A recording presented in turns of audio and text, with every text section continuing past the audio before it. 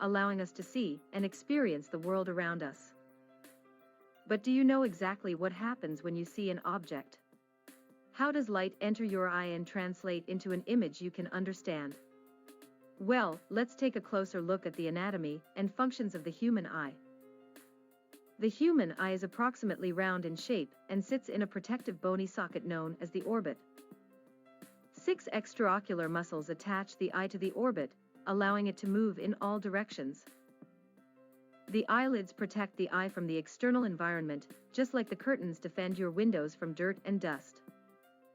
Outermost layer is composed of the cornea and the sclera. Sclera is the white visible portion of the eyeball. From the front of the eye, the sclera becomes transparent and moves upward, forming a dome-shaped structure known as the cornea. The cornea is the first optical component of the eye machinery. Light enters the eye through the cornea and focused. In fact, the cornea provides 70% of the eye's focusing power. Behind the cornea is a fluid-filled space called the anterior chamber. The fluid inside the anterior chamber is called aqueous humor, which helps in maintaining constant eye pressure. Cornea and sclera also act as a barrier against dirt, germs, and other substances that can harm the eye. The middle layer. The middle layer of eye is composed of the choroid, ciliary body, lens and iris.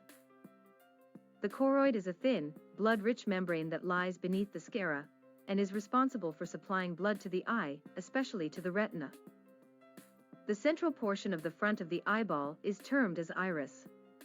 Iris is a circular-shaped, pigmented structure. And the different colors we see of the eyes are due to iris pigmentation. At the center of iris, a dark-colored opening is present called pupil.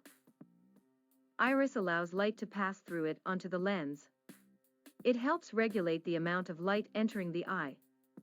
It acts just like aperture of camera. When there is a lot of light, the iris constricts the pupil, allowing less light to pass through.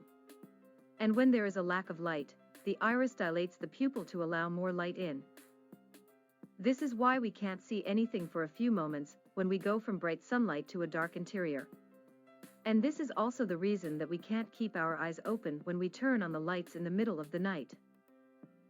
The next structure in the middle layer of eye is the lens. The lens is a transparent structure that is located directly behind the pupil. Lens is responsible for correct focusing of the visuals onto the light-sensitive layer retina. Our eye lens is flexible in nature and adjusts according to the external lighting with the help of ciliary bodies. In between the lens and ciliary body, suspensory ligaments are present that connects the ciliary body and the lens and facilitates the adjustment of lens. By focusing the light, the cornea and the lens both play important roles in giving us a clear vision. The innermost layer. The innermost layer of the eyeball is retina.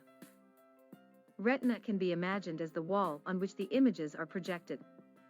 The light passing through cornea, pupil, and lens gets focused on the retinal membrane.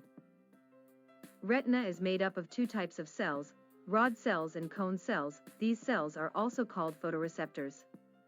These cells are responsible for converting the light that enters your eye into electrical signals, and then these electrical signals transferred to the brain through optic nerve for visualization.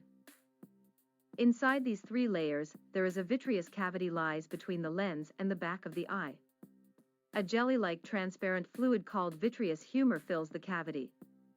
Vitreous humor plays an important role in maintaining the round shape of the eye. Thank you for watching another